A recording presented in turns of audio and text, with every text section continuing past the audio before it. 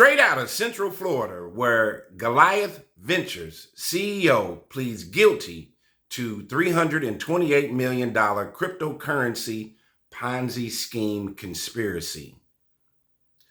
Hello, world and universe. Welcome to the Trevor Donald Experience. Manifest your truth. And if you're new to the channel, please hit that like and subscribe button. And for all my continued followers, I want to say thank you.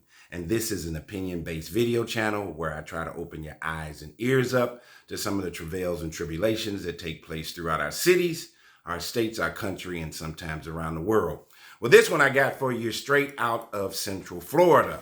And this story is about the need for greed, and the hustlers keep hustling. Chasing the bag by any means necessary. Don't be fooled by the foolers. And of course, once these people commit these egregious crimes, what do they do with the money?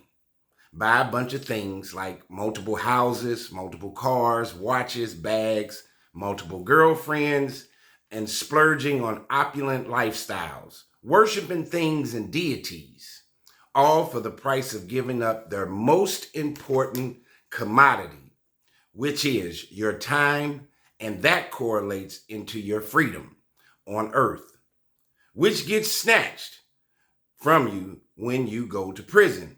Your time and freedom are both priceless. So Christopher Alexander Delgado, 34 years old, just beginning life, of Central Florida, was president and CEO of Goliath Ventures, formerly known as Gen X Venture Firm. On July 1st, 2026, he pleaded guilty in federal court to conspiracy to commit wire fraud, and money laundering. So what was his scheme? We're talking about almost a $400 million crypto Ponzi scheme. From at least January 2023 through at least January of 2026, Delgado and his co-conspirators operated Goliath Ventures as a Ponzi scheme, using new investors' money to pay returns to old, earlier investors. So one hand washing the other. This is the oldest story in the book when it comes to these Ponzi schemes. Delgado solicited victims to invest substantial sums under false promises of monthly returns supposedly generated through cryptocurrency liquidity pools. You know, this cryptocurrency stuff is the new thing going. And does it have, if you ask any MBA or any economist, it does not have any real intrinsic value. So he built credibility through personal referrals, professional marketing materials, luxury events, and charitable sponsorships. The company typically required each new initial investor to invest at least $100,000 in the very beginning as a new investor, at least $100,000. And many people put in millions, multiple millions, instead of just $100,000. The need for greed happens on both ends. You could be an honest person, but you have the need for greed and can't wait. Life is not a 100-yard dash, it's a marathon. So when you hear these stories of these get-rich-quick schemes, innocent people can be lulled into it for a quick grab for the need for greed. And then, of course, the criminals are in it 100% for the quick need for greed to grab your money. And that's chasing the bag. And just there are multiple victims. This happens every day. Bernie Madoff out of New York probably is the godfather of the creation of Ponzi schemes. If you remember, a couple of decades ago, he had absconded over $40 billion. And his whole company was a shell.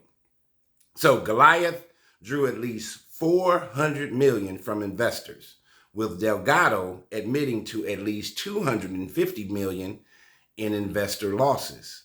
As of late May 2026, just 2 months ago, only about $366,000 had been recovered. So this is right in the heart of Central Florida, right up under everybody's noses. So the money, prosecutors say Delgado spent his ill-gotten gains on an extravagant lifestyle. Of course, what else do these bozos and these criminals do when they're chasing a bag by any means necessary. They just go buy a bunch of things. We have way too many people here on earth today, instead of having a relationship with a spiritual being, with God, or whoever you believe in. We have way too many people that live a zombie-like life, a zombie-like lifestyle, and their God is material things. As part of the plea, he agreed to forfeit. Listen to what he did with the money: 8 properties, it's multiple homes, 11 vehicles, 30 watches, and more than 50 luxury bags, and 29 pieces of jewelry. Plus, they seized bank and crypto accounts. He even had one of only 2 custom-made Louis Vuitton pool tables in one of his multiple homes. So there was, Louis Vuitton made 2 pool tables. He had one of them that he paid hundreds of thousands of dollars for. Who needs a Louis Vuitton pool table? You're talking about the opulence, the excessiveness, the losing spatial reality with what's real and not real. A Louis Vuitton, he probably doesn't even know how to play pool. Or even when they seen the video of him, he looked like a little bitty guy. And I don't even think he was an athlete. So in this timeline, he was arrested and charged in February 2026. In a television interview in May, Delgado apologized to investors. Well, they can't take your apology to the bank. And they only, it's amazing with these criminals when they steal all these money from elderly people, from hardworking folks that have lost their lifetime retirement, worked 30, 40 years. All he can give them is an apology after he's caught. He wasn't apologetic when he was flying all over the world and living in opulence. False, what I call false utopian opulence. It wasn't real. So he said that he apologized to investors and he returned to the United States. He was cooperating with authorities. Of course he would once he's arrested, and noted only about 160,000 out of 400 million remained in the company's account at his arrest. Out of 400 million, he only had 160,000 left, implicating that he had other former colleagues involved. Now, this is where you have to listen for the need for greed, and our alphabet government agencies are going after these folks for these fraud claims, especially under this Trump administration. Look at these charges, these federal charges where you have to do 85% of the time. He faces up to 20 years in prison for each fraud count.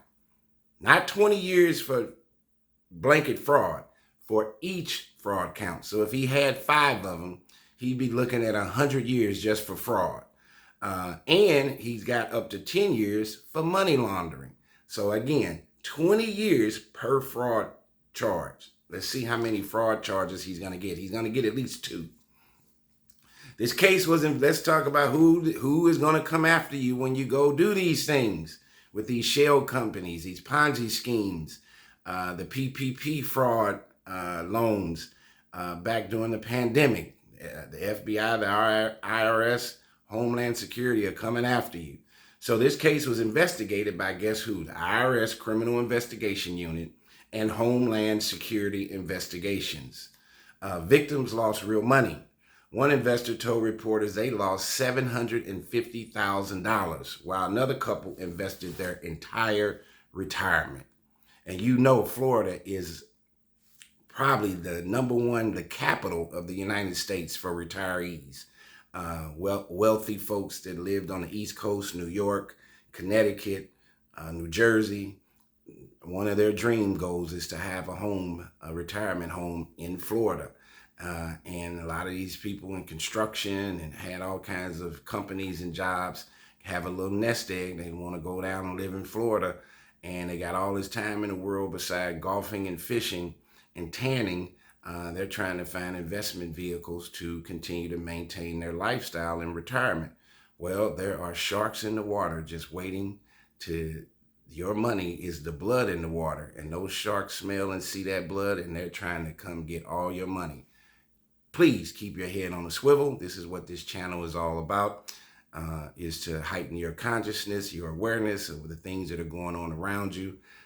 Utilize the five senses that God has given us. Don't be a slave to technology, to these telephones, or to your computer. Use your five senses. Tell me what you think of this case. This has been the Trevor Donald Experience. Manifest your truth in a positive, righteous, and God-conscious way.